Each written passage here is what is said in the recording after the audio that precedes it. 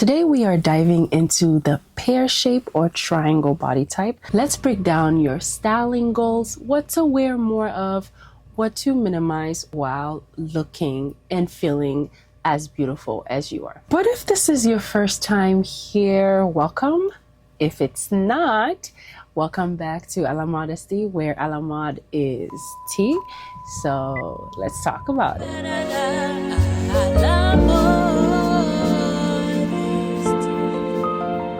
Actually, we have to talk about what a triangle or pear body type is. Your lower half is fuller than your upper half and you have a defined waistline. Our eyes are drawn to symmetry and balance. Let's just say that's a rule that's also utilized in fashion when it comes to dressing. Symmetry and balance.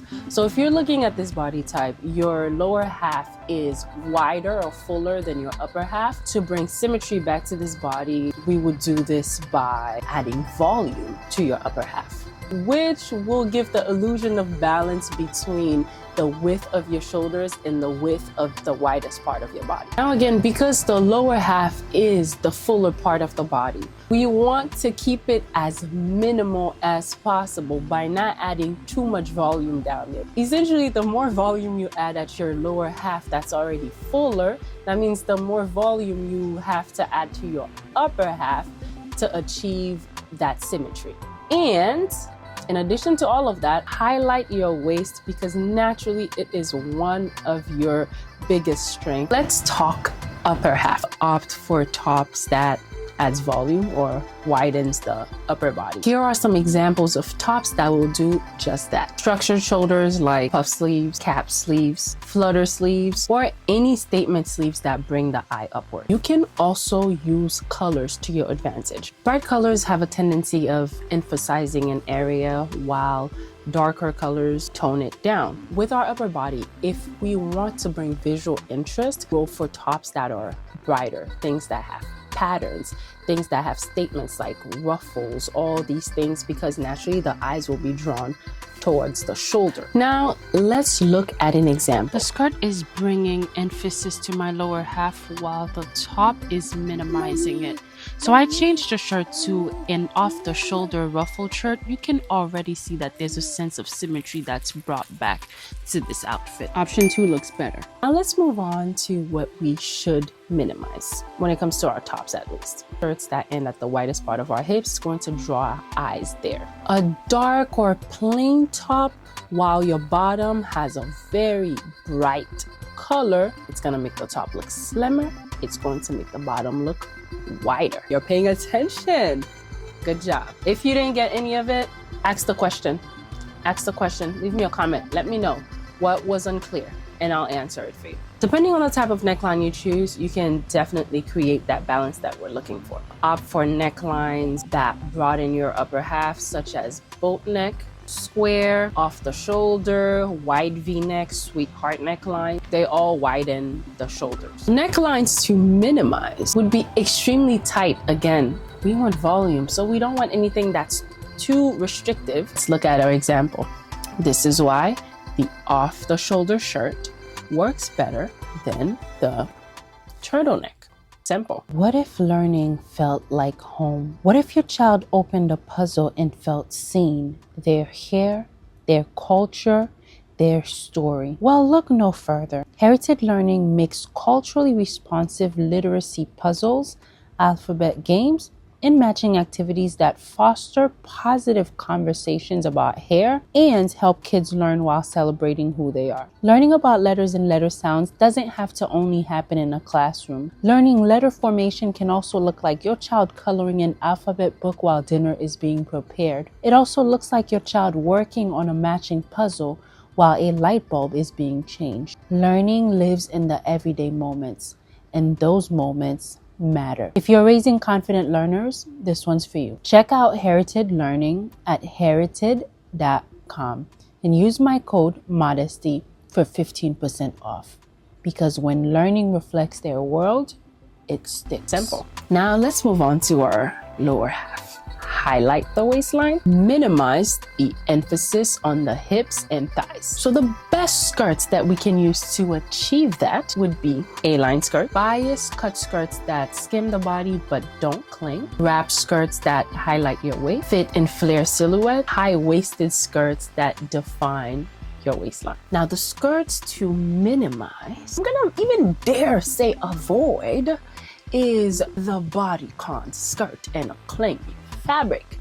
Girly, this is a modest channel. Can I be honest with you?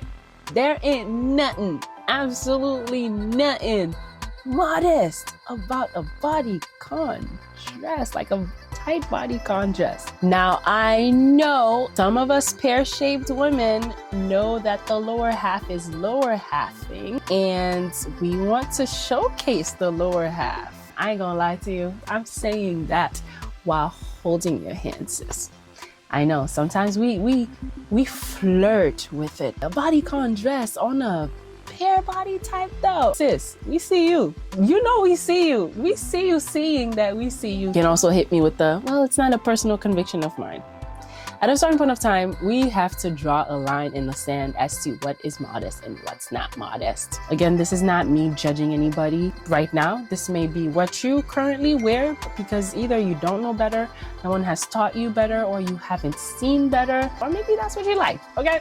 Maybe you know all the above and you still like it. There is more to you than your body. When you are royalty, there's a certain way you carry yourself. There's a certain aura and presence that you possess that is unspoken, quiet, and confident. All right, let's move on.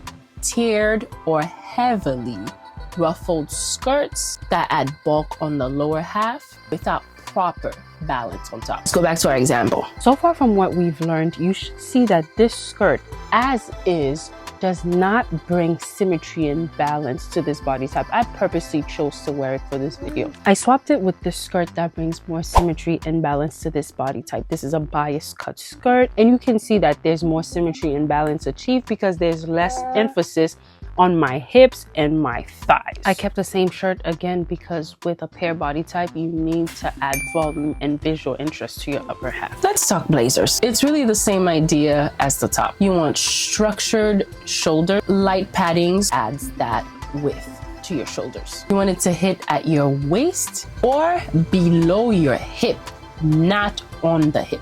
Here is what to minimize. Boxy, shapeless blazers that hide your waist. Let's look at an example. This blazer works well with this body type. It has light padding and structure around the waist. The second one, on the other hand, I don't think I need to tell you what doesn't work with this one, but you can always make it work for you by pairing it with a belt. This one works really well. Light shoulder padding, structure around the waist, the length is perfect, and it has a V-neck line. Lastly, let's move on to our dresses. Our dresses have to combine everything we just learned. Structured top, details on the top, necklines that widen the upper half, keeps the waist balanced, and the lower half of the dress has to minimize the hips or thighs. That sounds a little more complicated than it is. The best silhouettes would be fit and flare dresses, wrap dresses, A-line dresses, off-shoulder and statement sleeve dresses to balance out your proportions. Dresses to minimize would be halter dresses because they visually make your shoulders look narrow. Straight dresses with no waist definition. Skin tight bodycon dresses. You already know why. I don't think I need to tell you why. Now, shall we try an example again? Here's the simple black dress you just saw that I paired with a blazer. Doesn't really bring balance to my upper body. Let's change this dress. This dress adds more visual interest on top because of the details, and it makes my proportions look more balanced.